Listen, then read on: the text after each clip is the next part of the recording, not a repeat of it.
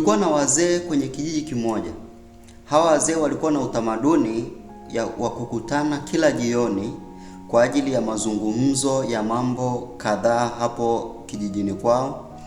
Lakini wakati huo pia walikuwa ni sehemu ambao wanapata kinywaji. Ni kama baa fulani kwao. Kwa hivyo hawa wazee walipokuwa wanakutana, mazungumzo yao yalikuwa ni namna gani ya kuendesha familia.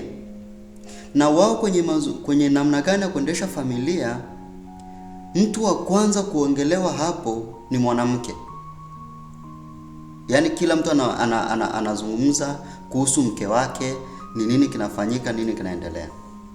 Na kila mmoja anatoa mfano wake ni namna gani anaendesha familia yake, namna gani anaheshimika kwenye familia yake. Basi kuna mzee mmoja hapo wakaanza kumsema kwamba wewe hata siku moja hatujasikia kwamba umegombana na mke wako. Huyo mwanamke atakudharau, huyo mwanamke hatakuheshimu. Mwisho wa siku mwanamke atakukalia, utaonekana umekaliwa na mke. Wakamwambia mwanamke ambaye haumpigi, mwanamke ambaye haumchapi hata siku moja, hiyo ndoa itakufa. Basi wakakubaliana pale kwamba kama wanaume, ili mwanamke akuheshimu ni lazima apate kiboko, lazima umchape. Kwa hivyo kila mtu akatoka pale anataka kuonyesha wanaume wengine kwamba yeye hajakaliwa na mke wake.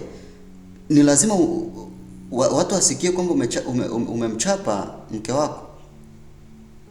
Kwa hivyo huyu mzee mmoja huyu ambaye walikuwa wanamsema kwamba amekaliwa na mke wake, aliporudi nyumbani huo usiku, akaanza kusimulia mke wake yale mambo walikuwa wanaongea wakati wanapata kinywaji.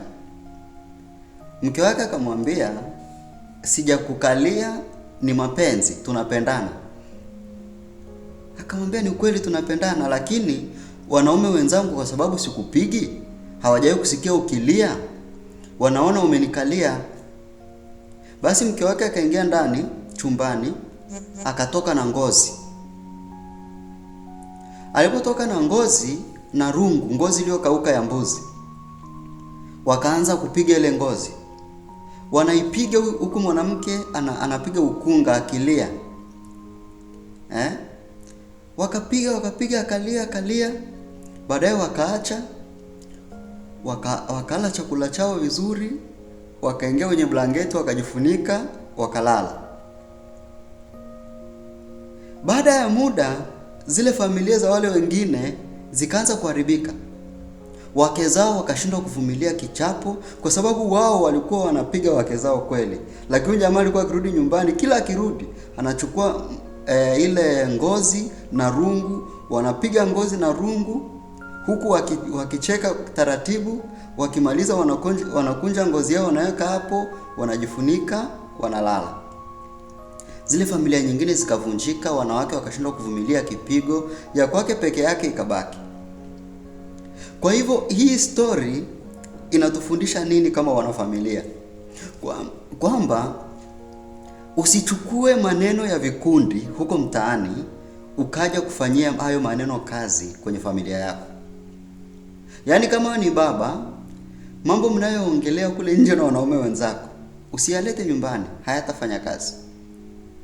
Kama wewe ni mama, yale mambo mnayoongelea kwenye vikundi vya wamama, kwamba mwanaume wangu yuko hivi, huyu anasema mwanaume wangu yuko hivi, na wewe unachukua ile maneno unataka mwanaume wako naye akue hivyo hivyo kwenye hiyo ndoa yako, haitawezekana, kwa sababu kila familia ni unique. Kila familia ina upekee wake, hazifanani. Kwa hivyo huwezi chukua kitu kilichorekebisha makosa kwenye familia nyingine ukilete kirekebishe makosa kwenye familia yako. Haitafanya kazi, utaharibu.